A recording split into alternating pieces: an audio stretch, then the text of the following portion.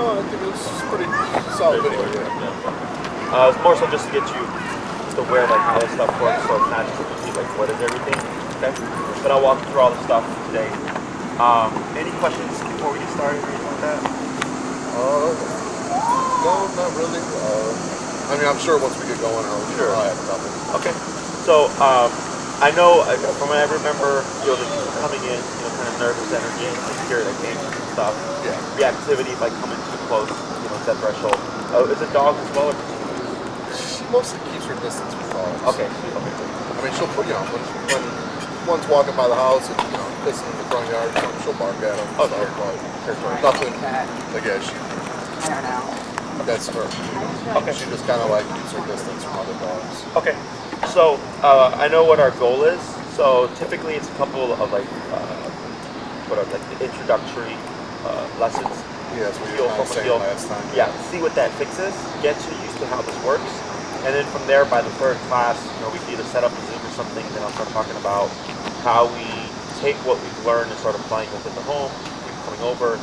I can see, I'll have my student with me, a little bit of pressure on her, meaning like going to make contact, closing that gap, to see how she responds. Sometimes with just like calming dogs down with this, we don't see anything. Because it wasn't so much the issue of being touched, is because she's stressed out because she's out here. Like you can see how the tail's tucked in, she's panting, she's shaking, right? So she's just stressed being here, right? So if I go to touch her, I'm adding more stress on top of stress. So then we're going to see something.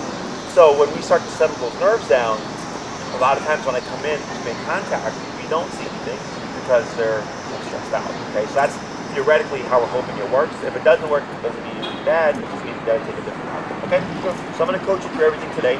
The first thing we're going to go over is just getting her working number. So there was the 3 levels I talked about. There was connection, perception, and working. Just to reiterate, connection would be she's staring off at something, you see the twitching, but like she's still staring, right? Not phased. So that's connection, but not phased. Perception would be twitching, and she starts to kind of look around, so there's a little bit of concern here.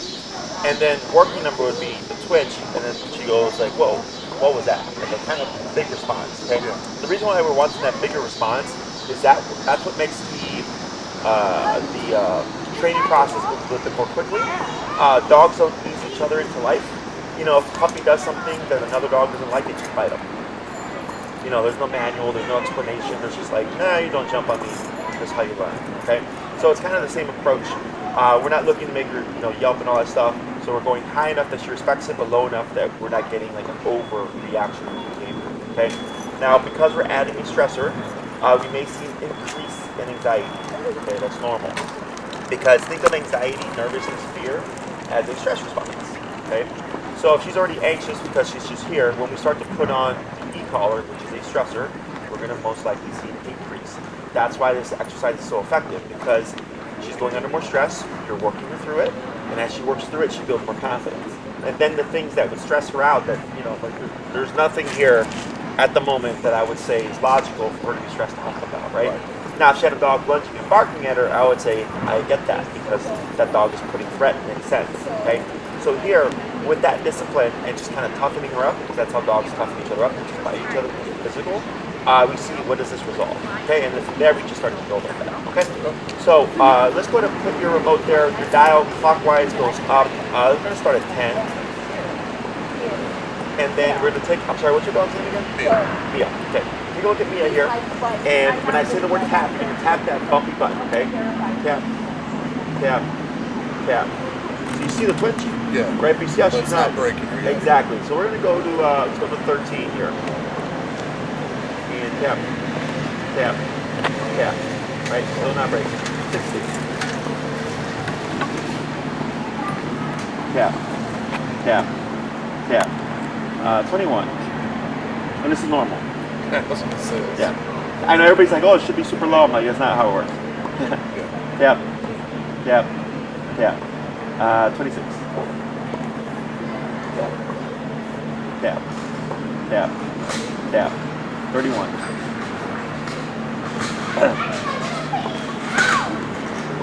Tap. There we go. Hold on a second. And tap. All right. See how you're getting a bigger response now, right? So that would be working level. Okay.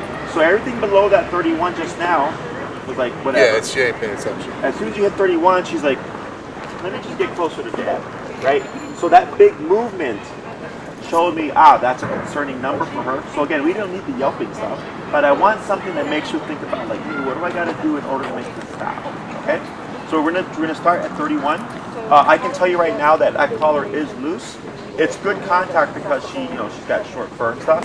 So we'll see how she does. It's probably like maybe a notch or two too loose because it was here. You're okay for now. It was here, and then it rolled down to here, okay? And what we're also going to do is we're going to switch from your harness, and you're going to clip it to her flat collar, okay?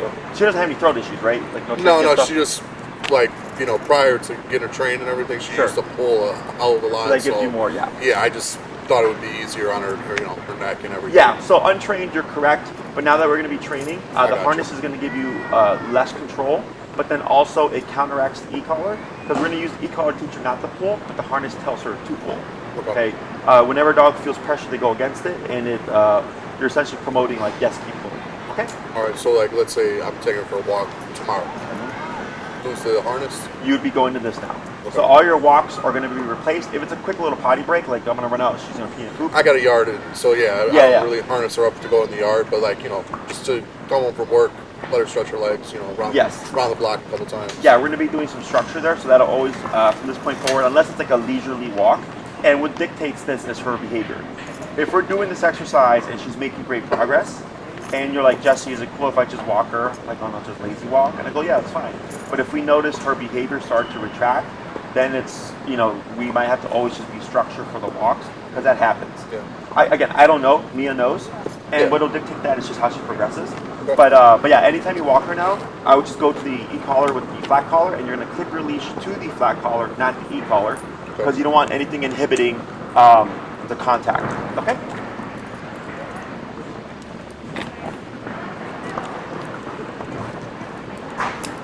All right. So I'm going to explain the process to you, and then I'm going to have you step out, and then we'll work with Mia, okay?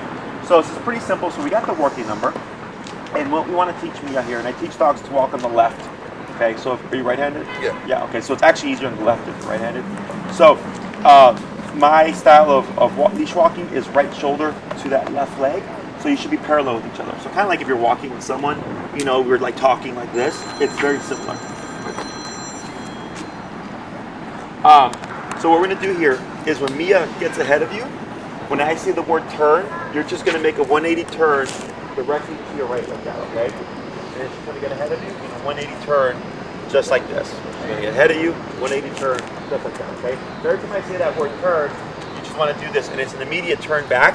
You do not want to round it. A lot of people round it out. Well, they'll turn, and they'll do this, okay? It's 180. The next thing I'm going to be saying is tap. So it's going to look like turn, you'll do this, and then I'm going to start saying tap. So it'll be tap, tap, tap. And then once we see Mia come here, we're going to stop, we're going to keep moving. She's probably going to pass again, turn, tap, tap, tap, tap. And once Mia's here, stop. Okay? And I'll coach you through all this, but those are the things that you just want to focus on, is when I say turn, is 180 to the right, and when I say tap, press that button. So if I say tap, tap, tap, that's your rhythm. If I say tap, tap, tap, tap, tap, that would be your rhythm, okay? If I say bump it, I might say like bump it 3 levels. If you land on 30 to like 34, that's okay. Or 30, 35 or whatever, you're fine. But if it's like 30 to 43, that's a big jump. So don't get too locked up on, Jesse said 45, 42, 40, just general range. Otherwise, you'll be there forever trying to always get that perfect number, okay? In the beginning, what may happen is that Mia will sometimes gravitate towards your right. Is when you hear me say pull to the left, you're going to keep moving forward, but you're going to pull your leash at the same time, and you'll hear me say tap. And we're trying to get her to come over to your left side like this. Okay? It's super simple. As far as like how tight on this leash, like a lot of times when I walk her, I'll keep her tight. Sure. So we're going to give her slack. Okay. What we're going to do is go ahead and just relax here. And hold right there. Go ahead and take up a little bit. Right there. And relax. Let one go. Right there. Relax. You see how the bottom of that boot there is by her armpit? Okay. That's about the perfect length. So what we want is enough length that Mia can get away from you, but not too much leash, because if it's too low, she's going to step over it, and then she's going to be tangled up in the leash, okay? So having it about armpit length is perfect. Okay, go ahead and come over with Mia. And I'll be your eyes, because sometimes you get bites and stuff through here, so I'll give you a heads up in case that happens. And when you're doing this, don't worry about words, don't worry about heel, none of that stuff, because you're going to have a lot on your mind as it is, okay? And you're going to make mistakes. It's okay. So go ahead and just relax, and you're going to move forward, and turn. Tap, tap, and forward. Pull to your left, tap, tap, keep forward, tap, pull a little bit more, tap, tap. There you go, you got it. Now relax. There you go, turn to your right, forward, relax, turn, tap, tap, good job, forward, pull to your left, tap, relax, turn to your right, tap, good, forward, turn, tap, good, relax, forward, turn, tap, relax, forward, good. Turn, tap, tap, good. Forward, and relax, good. Turn, tap, relax, good. Turn, tap, forward, good. Let's go ahead and bump that. You're at 31, correct? Let's go to 34. Heel. Go to watch here.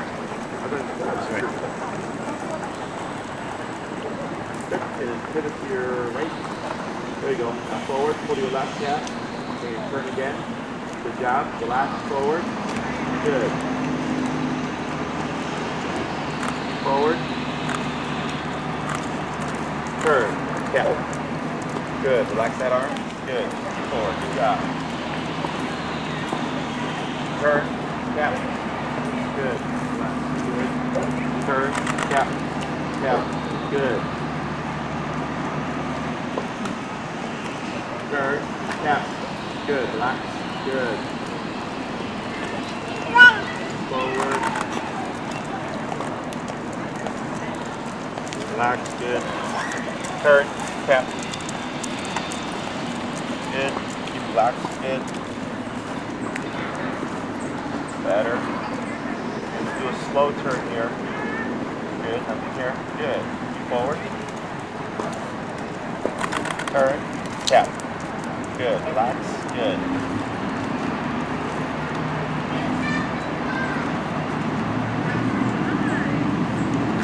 Turn, tap. Good. Go ahead and walk a little slower, but keep moving forward. Good. Turn, tap. Good. Go to pick up the pace.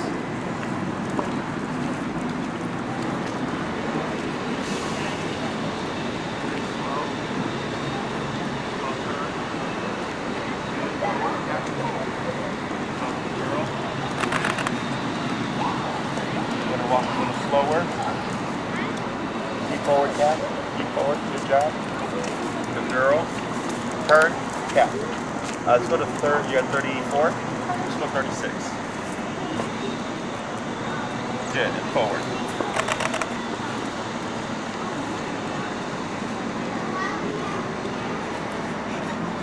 Turn. Tap. Good job. Now walk slower. Slower, slower to stop. There you go. We're gonna take a little break right there, okay? So what did you see here?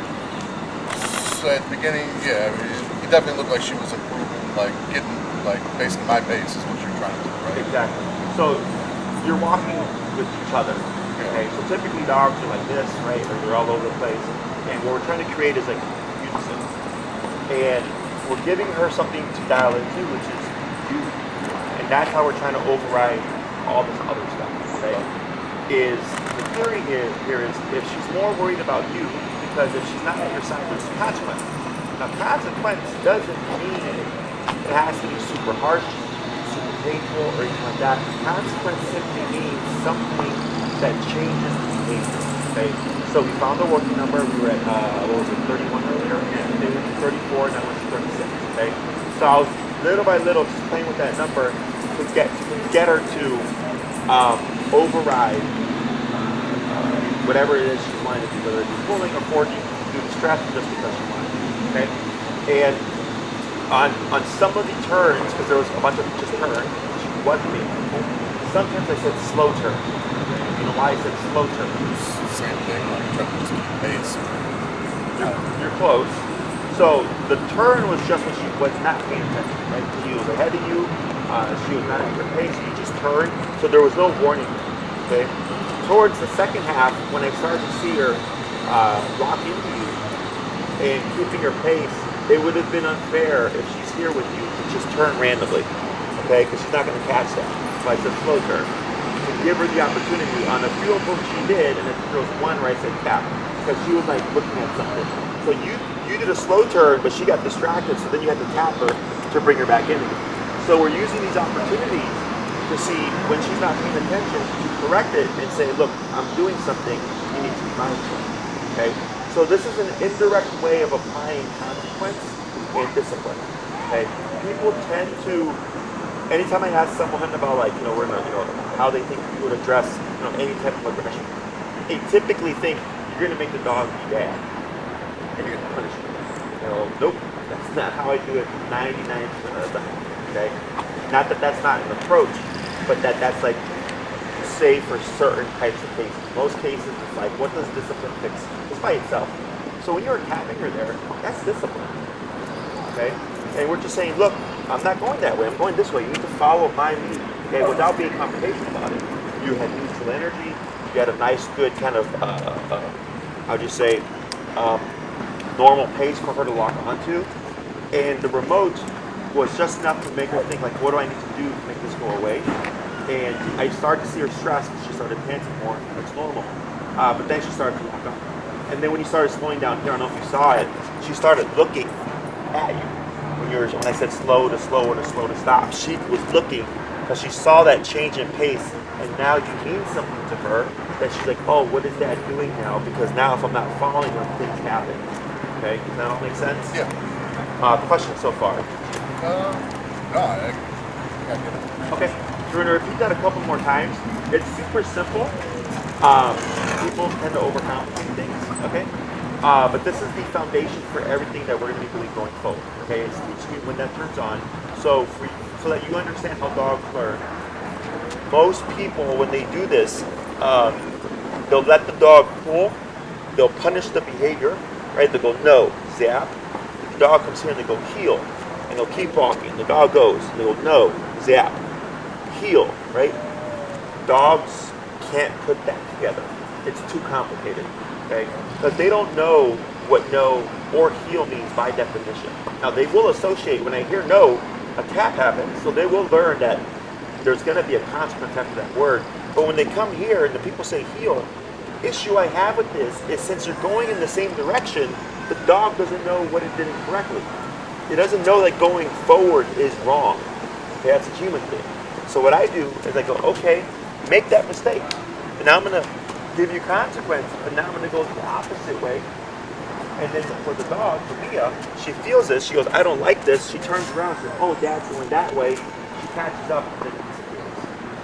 Okay? Yeah. So she passes you up, it goes off again, turns around. So you're not sending like a big signal. Exactly. Like she's going, oh, every time I feel this, Dad's going the other way. So it gives her something to attach to. Okay, that's the biggest thing. So the most important part is that is the fact that we had the correct number, and that's why that happened very quickly.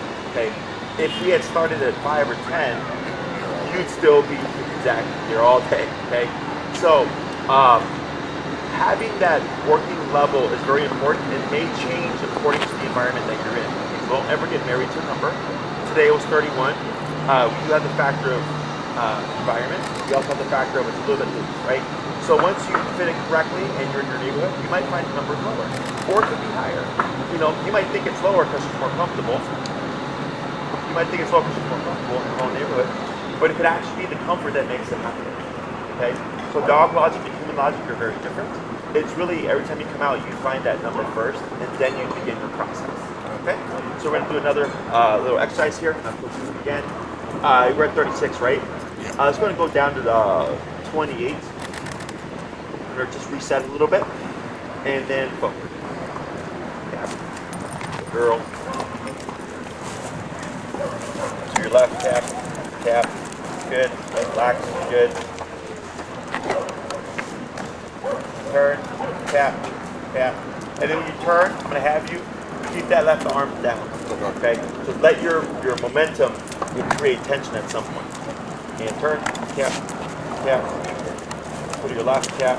Tap. Good. And relax. Good.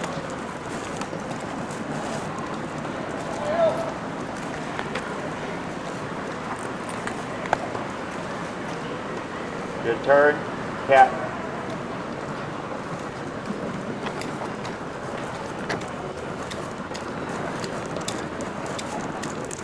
Turn, tap, tap, tap. I was going to go back to 31.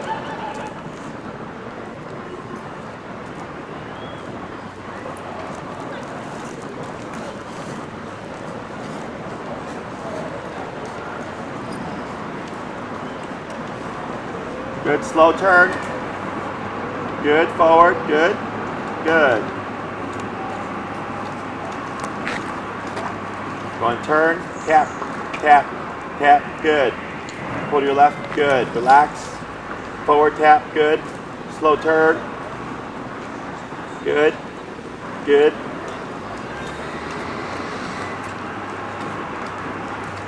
Turn, tap, tap, tap, good. Slow turn. Tap, forward, you're good. Good.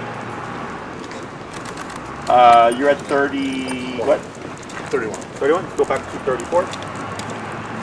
That's your anxiety starting to go up a bit. And turn. Tap, tap, tap, girl. Tap forward, good. Good.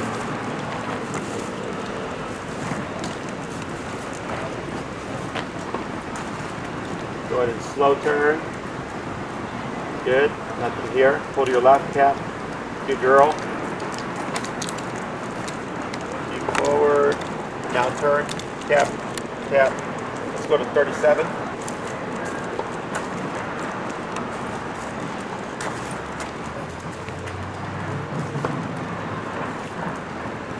Good. Slow turn.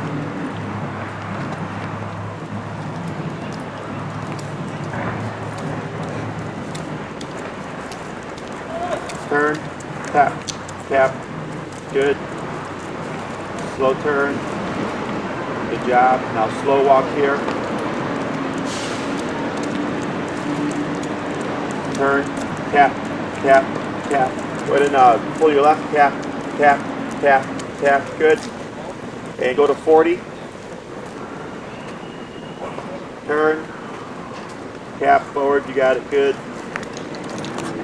Turn again, tap, good. Slow turn, girl. Slow walk here, better. Turn, tap, tap, tap, good. Better, slow turn here, and then slow walk.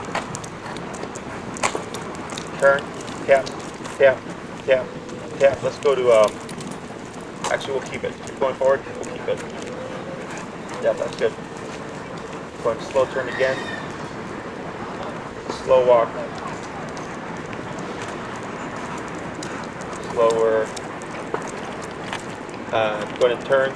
Tap. And let's go to your 40 right now. Yeah, 43. Let's go 4-3. Good. Go ahead and keep forward. Yep. Walk through. You good? Good. Now slow turn, slow walk, slower, right, stop right there. Okay. Could you see what I was doing right here? Just kind of switching up paces and stuff. We were switching paces. Do you know why I was doing that? Throw it off, make sure she, yeah, you know, I don't know. So she's having a point where she's struggling right now. Okay, and she's struggling because her anxiety is telling her go, go, go. Okay, and I can see that because going that way was pretty solid, but then coming this way, she would be with you, and then she kept forging. Okay, that's why we went from the 34 whatever to 43 right now. Is for whatever reason going this direction. Did you park this way or something? You're over here? I'm like diagonal. Okay. So going this way, I could see the anxiety build up, and it was causing her to move quicker. So me having you go slower, if she was being mindful, or if emotionally she wasn't so stressed out, she would have been right there with you. This last little bit, when I said slow to slower, she actually did stop. When you slowed down even more and you kept walking, and then she locked in with you, and then you went a couple paces, you stopped, and then she went just a little more ahead, right? So if she was completely locked in with you, you would be her right shoulder to your left leg, left leg right now, okay? So I can tell where she's at mentally, simply where she's at in conjunction to you, okay, placement-wise. So if she was right beside you, boom, here, then I go, cool, she's overriding her anxiety, the level that we're using is working, it's making her take everything serious, she's focused in. So right now we're like at a 60 to 70% kind of progress point, okay? So, and we kept going up in little increments. So for you as a reference point, you want to think, I want Mia's right shoulder to my left leg, okay? Literally right there. If it's an inch ahead, that's still considered passing, okay? So, I know I'm talking about obedience, but behavior-wise, this is getting her to cap that anxiety and push it down and think there's something more important than the way I feel right now, okay? Which sounds bad if you're talking about a human and stuff like that. We're not talking about a human, we're talking about a dog, right? Because that's how she gets over things. So if she's here and she's anxious just about being here, right? And you're overriding it and you're saying, look, this is what you need to worry about. This is real. This means this, right? If you're not here, this happens. So now she's got to do math. And she's like, do I let my emotional discomfort override what I need to do and risk physical consequence? Or do I just lock onto the leg, avoid the physical, and then see what happens, right? So once she starts to lock into you and she's overriding the stress of the environment, it allows her to take it in and realize there's nothing to be stressed about, okay? I see that stuff happen all the time, where the dog is super on edge because there's so much stuff going on, and as soon as we do this, the dog's completely calm, okay? Because now they're overriding, they're like, oh, like there's nothing here that I need to be that worked up about, okay? Because again, their logic and our logic, very different. So, I'm gonna have you do another run here. I'm not gonna coach you. I'm gonna see just what you can pick up on your own, okay? For you, again, your visual, you're trying to get Mia, again, right shoulder to left leg, okay? The moment you feel like that shoulder is passing, you go into that turn and that tap, okay? And you continue tapping until Mia hits that leg, and then you just continue your motion. All right. If you feel like she's paying attention and you need to change directions, so I'll limit you to going no further than where that pole is and no further than where this pole is, okay? So if you're going back, if you're going over there and she's doing great and she's at your side, you wouldn't just turn, you would do a slow turn, give her the opportunity to move with you, right? And then you'd be going back this way. And if everything is great, then you continue going. But if you feel at any point Mia is passing that leg of yours, you're just gonna go into that immediate turn and pass as you move forward. Line her up, and then of course if she goes to your right side, very simple, you just keep going forward. Go to your left, promote, so she comes over. Questions? We're at 43, we'll go down to 38. The reason why we go down is because when we give her these breaks, her brain is processing what just happened, so they get a little bit more sensitive to it. So I go down just a bit so I don't catch them off guard in case they really just got it. And then if you feel like you need to bump it, go ahead and do so.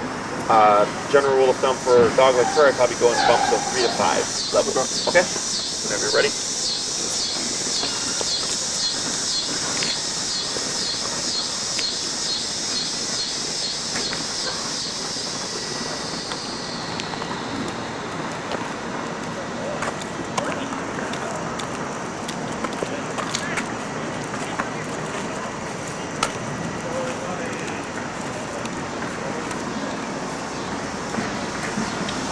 Good.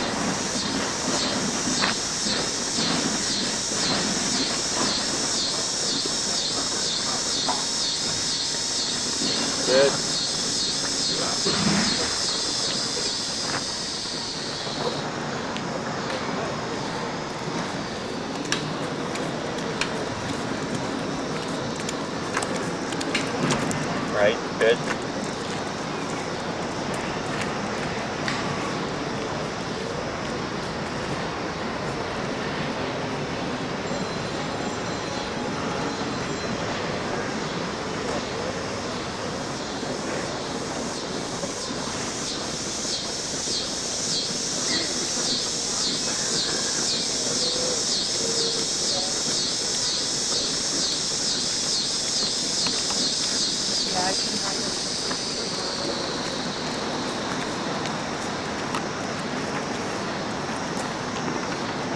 you're going to try to come to a stop.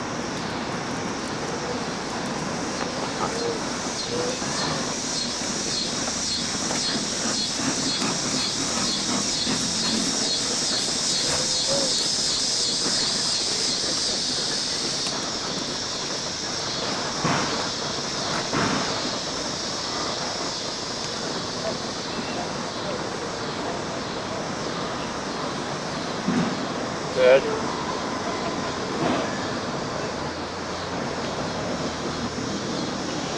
Better.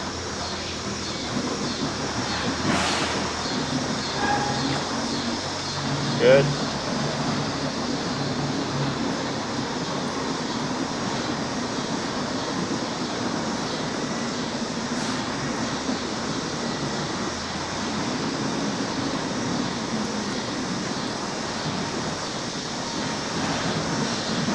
Start slowing down, but keep forward, right? Slowing down, slow to stop, right there. Good. So you see how when you start to change your pace, what's she doing? She's looking back. Yeah, because she's noticing a difference, okay? So now you're starting to register in her brain, like, oh, there's someone I should be paying attention to, despite her stress, okay? So all that looked pretty good. Only thing that I can see that could be done better was she was getting ahead of your leg and you were going about 5 to 6 paces before actually giving that turn. Okay, so turning the moment you notice it, and I mean, you're not a dog trainer, right? Yeah, you're learning, but yeah, remember that right shoulder. The moment you're like, yeah, because she should be here. So if she's here, you would just see her face or her head. Okay, so once you start to see this, that tells me passing. Yeah, so as soon as I start seeing body, then you turn, correct, turn and tap. So. The reason for that is the longer, or the more she gets ahead of you, you know, she's not coming from a bad place. She's not doing anything bad. Dogs don't have good or bad. Dogs have what you allow and what you don't allow, right? But the more you allow that to happen, either through time, like, you know, if you do 5 steps or 6 steps, she will always push to 5 or 6 steps because that's when you cap it. But if I'm capping it the moment I see her get ahead of me, she doesn't even get a chance to go that far. Okay? Yeah, so I kind of don't set her up to fail. Like. Kind of. You know, like she's got to make the mistakes in order to learn. Right. Mistakes because she's not supposed to be on the leash. She's not, you know, all that shit. Like, yeah. She's a dog. But to have a dog, this is things that we've made. So, yeah, the moment you notice it, you go into correcting it. Now, most people tend to judge this stuff by like, you know, I'll see them in the second class and the dog's doing better, but they're still kind of pulling a bit or like ahead. And I'm like, you know, how's the dog? And like, oh, they're doing great. They're not pulling that much. I'm like, well, it's not about pulling. It's about where they are in placement, right? So heel, the structure of heel, again, very strict. Right shoulder, left leg. So everybody just goes, I don't want the dog to pull. I don't need them in a tight heel. I'm like, you can't have both. It's either your dog is not pulling or your dog is pulling. Humans create that gray area.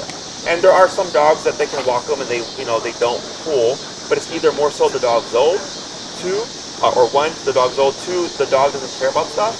But, you know, for her, like, since she's under stress, if something's stressing her out, she's going to be pulling to want to get away from it, pulling because she wants to go home, pulling because she's anxious, right? It's coming from a different place. So in order to address that, you're capping it. You're saying, like, look, you can't do that when we're doing this now. You have to be here. You have to deal with it. You have to handle it better, okay? And that's how she kind of toughens up to everything. So, did you bump your number at all? No? Okay. So I would have bumped it as well.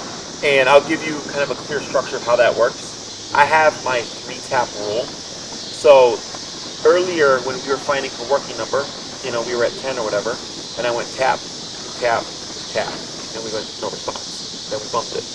Tap, tap, tap, no response. Bumped it, right? So I kept doing 3 taps. And then finally when you hit 31, it was tap, and then boom, she moved over. So within that first hit, she responded, and we did one more just to test, and then she was like, whoa, what was that?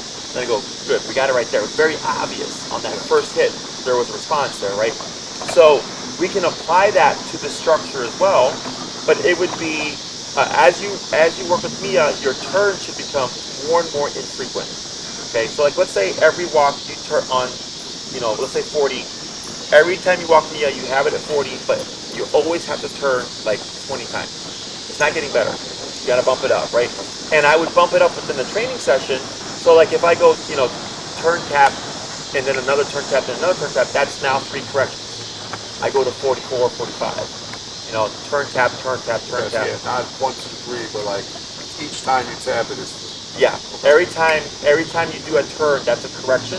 You would count that kind of like a tap. So when you hit that third one, you're going, okay, that's 33. Now I'm gonna go higher. So you said like 3 to 5 intervals of jumps of 3 to 5 intervals. Okay. So 40 to 43 or whatever, and then 43 to 48, whatever, and then maybe you hit 54, and then you do a turn tap, and then all of a sudden you notice, man, I've been walking with Mia for like the past, 20 minutes, no turning. You saw a shift, you saw a big difference in improvement, right? So then at that moment, that 54 or whatever is the appropriate number, and then I go, okay, so then the next walk I do. Let's say you start at 40 or whatever, and you get up to 54 again, and you notice, wow, when I hit 54, she's great. And you keep always going to 54, So yeah, this number is going to change almost every time. You'll get a general range. Okay, yeah. Okay? But yeah, it's fluid. Exactly. One day it could be 30, one day it could be as high as 50. Correct. Somewhere. It could be 80, right? So that's why I tell people don't get married to a number, because the situation, what's going on, what's around you, the environment, the weather, how she feels that day, all those things are variables, right? Once you get used to it, I can look at a dog and just figure out the number right off the bat, okay? So I'll already be, if I need to, at 80, day one, but it's not about me, it's about the owner. I got to get the owner to see the logic behind it and go oh no, because I have an owner right now, her dog's number was 80, okay? The first week it was 40, then it ended up going to 80, and then she was struggling for weeks with dog reactivity, and I kept telling her, go higher, and finally by class 8 she went up to 115, and now everything is easy peasy, okay? But in her case, that's an extreme, okay? But I already knew, I already been at 115, way by class, 2 or 3, but for her, both emotionally and psychologically, she had to see the process of 80 is not working. And then from there, she was comfortable with going higher. Does that make sense? Yeah. So no, I got a little of that. I mean, obviously, this a little. I mean, I like that. Yeah, there was no yelp or anything like that. I mean, I definitely had a little bit of reservation. No, everybody does. Everybody does, right? And I get it because you care about your dog, and I care about your dog too, right? But I understand she's easy. Like I said, dogs bite each other and all that stuff. And the defensive behaviors you've seen, I'm not labeling her aggressive. I'm going, this is a dog that's nervous and anxious, stressed out. Bless you. And again, the stress response, fight, avoidance, submission. She's using fight. She's like, yo, I'm too stressed. I don't like what's going on right now. I'm going to do this to protect myself, right? But I get some dogs where I can come in seemingly unprovoked and they just attack. They're very different cases. So that's why here, we start low, we work the way up, I make it very obvious, you are as obvious as I can, get you comfortable, and if you get a yelp, I know you're going to feel bad, it's okay, but you never want to try to console, because she doesn't see it as consolation. She sees it as, oh, when you pet her, she's thinking, I'm supposed to react this way, okay? Petting is reinforcement. So if she's lunging and barking at someone because she's stressed and you're petting her to calm her down, the petting doesn't calm her down. The petting tells her to keep lunging and barking. Yeah, most people do. That's what we do in protection training. We get a dog pissed off, we have an agitator, they're lunging and barking, we're going, good, because we want that behavior, but then we control it, right? For her, because she's your dog and she's stressed and all that stuff, you're trying to settle her down, you're trying to make it positive, like this person's not trying to hurt you, but in her mind, it doesn't work that way.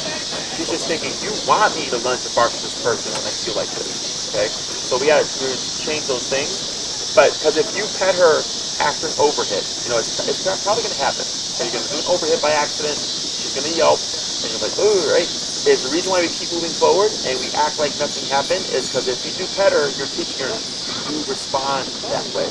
And I want her to take it and just kind of go like, oh, okay, it happened, but no big deal. We keep moving forward, just like kids. Yeah. That kid falls off the bike, you dust him off, back on the bike, keep going. Right? And they learn to recover from things. If you make it a big deal, then they become a drama king or queen, right? Same concept here, okay? It's just the way we do discipline with dogs is different than we do with a child because we have self-awareness, whereas dogs don't, okay? Questions about any of that so far? No, I do have a question, when, during the week, until next Monday, we're in the house, and she is, going crazy barking. Do I then do I hit it with What you can do for this week, or do like you just kind of stick to walking, or how would like I want to know like for this week, what you can do is I'm going to allow you to do certain things is limit remote only on the walking. And if you're in the home and like let's say she's barking out the window or something, you can use it to stop that stuff. Okay. What you would do is I would start at her standard obedience level, which today it was 30. If you tighten it up, I'd probably start her at 15. Okay. And then she's barking, you're not going to say anything. You're going to do your 3 taps. Tap, tap, tap. No response. 20. Tap, tap, tap. No response. 25, right? And then maybe you hit 43 or 45, and then she stops barking and goes and lays down on the couch. 45. And then you go back to what you were doing. Okay? And then you make a mental note. 3 hours later, barking out the window again. Right? But instead of jumping straight to 45, I go 30. Tap, tap, nothing, 35, tap, tap, nothing, 40, back to 45, she stops, right? And you're repeating this process, so going down again, and then maybe you have 10 instances of Mia barking out the window, and you always go to 45-ish range. Then it's safe to assume I can just go to 45 and nip it right off the bat. Because for Mia, if you start from 30 and you get to 45 to stop her, that time frame that it takes you to get there will be worthwhile for her to keep barking. Does that make sense? yeah, And you're trying to apply, you're trying to get it to stop immediately. Yeah, I just don't want to like jump out in front of you or you know what I mean. Like that's why I was asking. Like, No, yeah. You just doing like the walking part for right now, or you can do that. Like I don't have a problem because you're within the home. My biggest concern, because you're not going to make her more aggressive or more aggressive. My biggest concern is if she were to be off leash, if like let's say she was eating goose food and you remoted her, is that since you've not done any kind of recall work, it would push her away and she'd run off. Okay, so I'm limiting it to just the leash walking stuff and like simple in the house stuff. Okay, if people are coming over, I'm gonna have you stay away from that for now. But like simple barking at the door when like a person walks by, or like if the window, barking because she hears a weird sound, like that stuff. If you don't like it, you can use this for. Okay. yeah. I mean, like that's another kind of thing. I don't care if she barks at a dog or anything, but like we live close. We're in the city, so neighbor's front porch, I can almost reach out and shake their hand in my window. So when they're standing there getting their key in the door, sometimes she's going nuts. She's 5 feet from my house, So like that, I'd like to correct. Now if a dog walks by, I don't care if she barks at the dog. Sure. That to me is like I don't care either. Yeah, like that's what dogs do. Yeah. So like dogs can learn by association. So like let's say that specific moment of your neighbor opening their door. You could teach her like you don't bark at that, and everything else you can bark at. Like she can recognize that. Yeah, that's what I want to see. Like because I don't want to like be like sending her like a big signal like okay, you can bark at 5 o'clock, but you can't bark at 8 o'clock. I mean, how the hell is she gonna know that? Right. So then what we would do, because there's 2 ways of approaching behavior. We have eliminating and we have controlling. Okay. Eliminating is I don't want you to do that period. Okay. It's like I don't want dogs lunching and barking on the period. In the home maybe yes, the owner doesn't care. Then I don't care. But if I want to control it, then we want some kind of word. Okay, so then like, let's say when you want her to absolutely not bark at the neighbor, then you just apply consequence. No warning, no words, nothing, just consequence, right? Like how I told you. And then like maybe she's barking at like kids playing in the front yard or something, and you don't mind her barking, but you don't want her to keep barking. So then you would want to say like quiet. So like maybe you scope it out and you're like, yeah, you don't need to bark at that, quiet. You would cue the word, and then you would follow up with remote. Let's speak this way. Then you would follow up with remote, but you have a control word prior. Does that make sense? Yeah, like just for a squirrel or something running, in the yard. I don't, don't need to be silent. Like you're barking at a squirrel. Like, I tell everybody, make a list of the stuff you want to stop, stuff that you want to control, and the stuff you don't care about. Okay. I don't care. If you don't care, I don't care. That's how I look at it, right? There might be some stuff where someone might say, like, well, I really want my dog to do this. Like, well, I get it, but liability-wise, you don't. You know what I mean? But the stuff you're saying is the simple stuff, you're fine. Okay? But yeah, if you don't want to correct it, you don't correct it. You leave it alone. But you can she can learn to distinguish between I don't bark at my neighbor and this stuff that lets me bark all day, so it doesn't matter. Okay? So we're going to do another quick little practice run here. Again, I'm going to put this more so in your hands. I want you to be a bit more mindful of where that right shoulder is to your left leg. And what's her number now? 38. 38? We'll leave it there. Okay?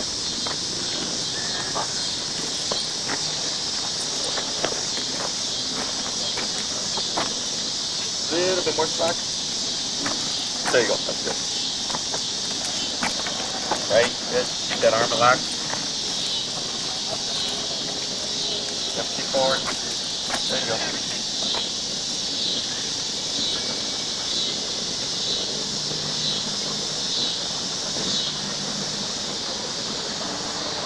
Good turn.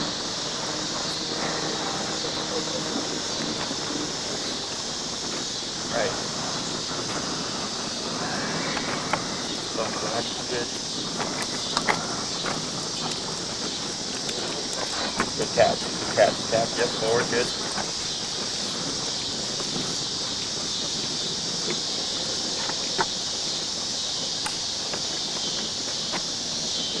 Good turn. Go ahead and speed up a bit.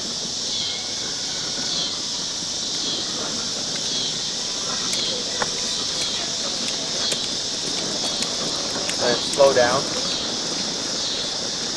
Good. And then good. Slow turn.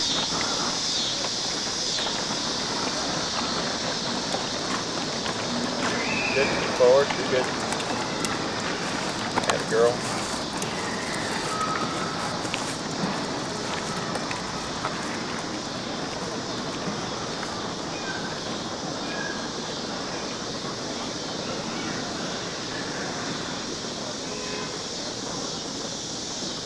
Good. Now have you slow down to a stop here again, okay?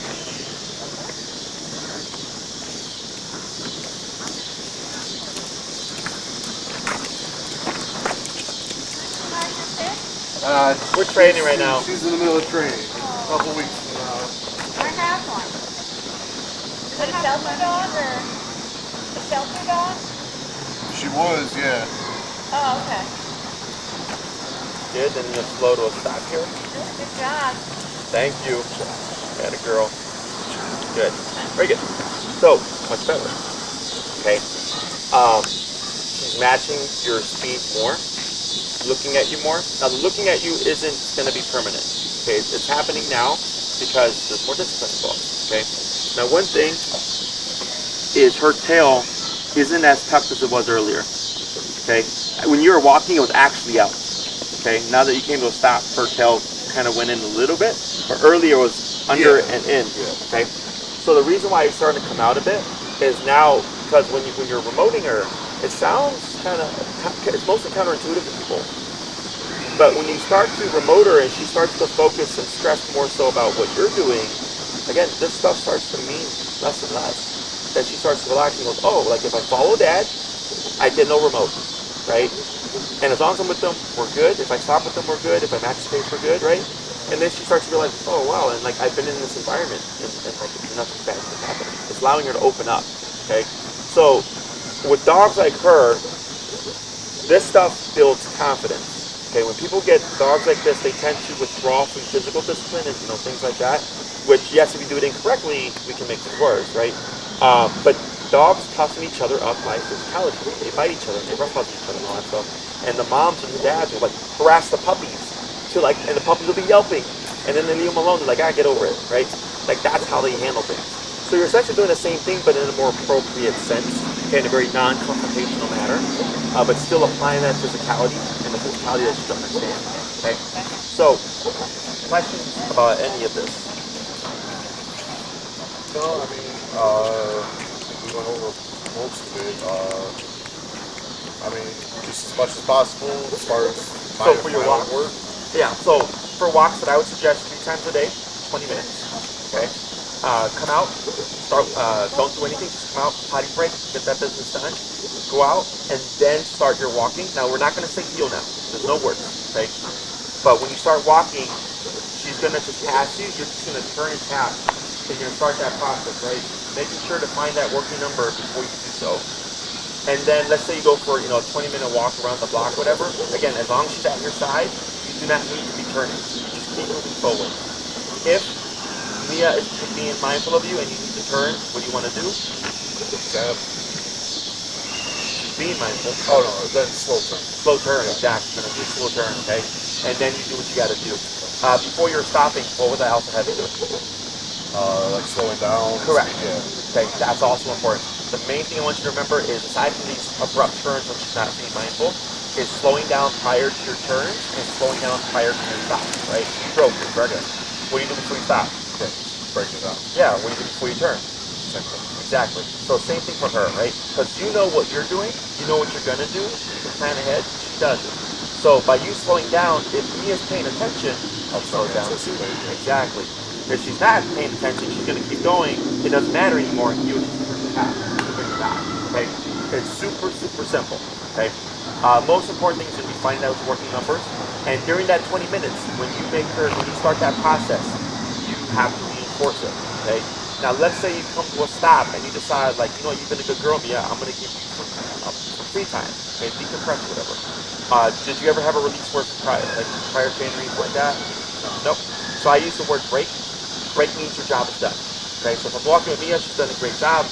I come to a stop, she stops with me. Break. And I walk with her through the grass, whatever. Break means eat, sniff, roll around, flip around, have a cigarette, whatever. It's her time. Okay? And then once you're ready, you start walking again. You pass you turn, you tap, and then everything turns on. Okay? You don't need a word. The tap, the contraction is what tells Mia, now we're working. Break tells her, now you're not working. Okay? So you're like clocking her in and clocking her out. So like let's say you're walking back home, Mia's not doing so well, maybe she's stressed out, don't have time to make her be here. Just come to a stop. You know, break, she's gonna pull you home. It's fine, okay? Because you made it very clear, now you're off the clock, that it doesn't matter. What we don't want is that you start the process and then you just randomly go whatever and just let it stop. Like you just stop reinforcing. It's kind of like she wants. Exactly. You want to put it on your terms, so you just stop, wait a moment, okay, give me a break, keep walking. She's going to pull you, but at least there's a dividing line. Okay. If you find she's struggling on the walk home, because what happens is now that there's rules, now that there's more stress, she's going to want to go home faster. So what I suggest to a lot of my clients is, if I have 20 minutes, I'm going to spend 5 minutes going away from home, because that's really easy, and plan 15 minutes to go back home to give me time to do all my turns and stuff. Does that make sense? Yeah. So you're going to have to spend more time on that, right? So then I would do that. If she's doing great, then you can, eventually after a few days, you just end up doing your normal walk, right?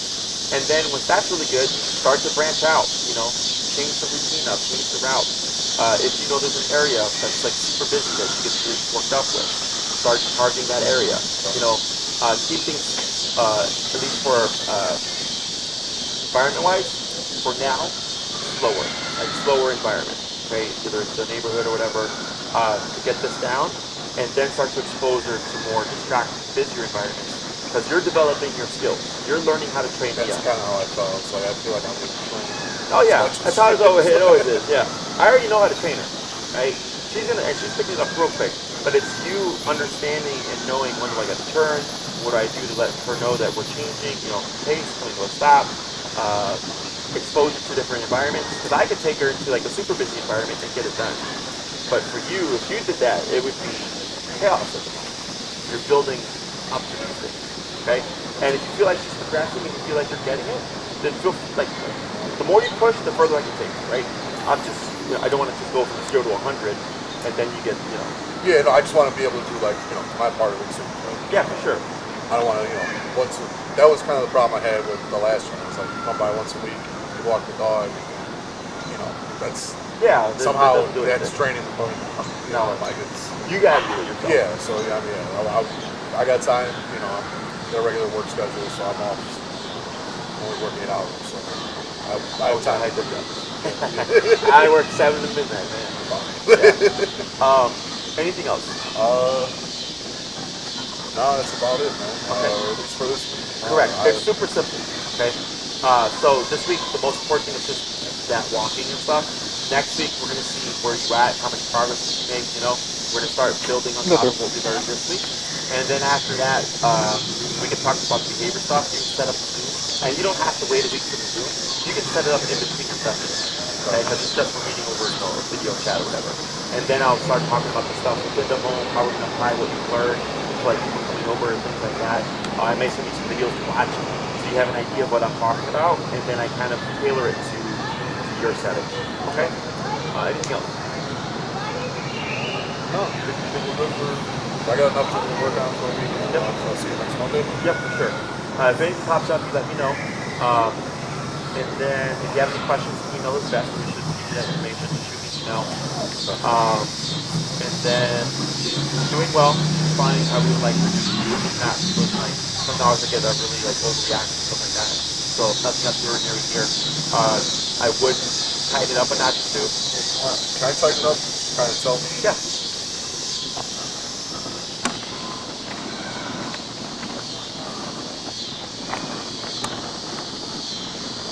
Yeah, go 2 notches.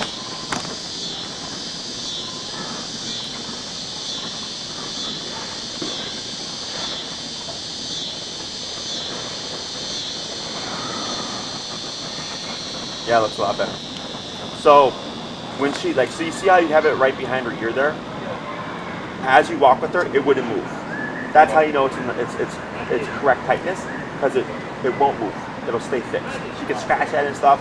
It might move a tiny bit, but early went from here to Yeah, no, I saw it. Yeah. Especially when she wet her head. I saw it fly. yeah. So if you have any paint at home or something, you just take a little bit of paint, put a strip of it, or like somebody I've had a client like they just notched it with like a knife or something. Yeah, I have. Yeah, to mark it. Otherwise, and when you start with your working numbers, start about 10 to 15, okay, and then work your way up from there. Okay. Anything else? All right, Mike. It was a pleasure seeing you again. Yeah. Good job today. And if anything pops up, you just shoot me an email. Okay. Thank you, sir.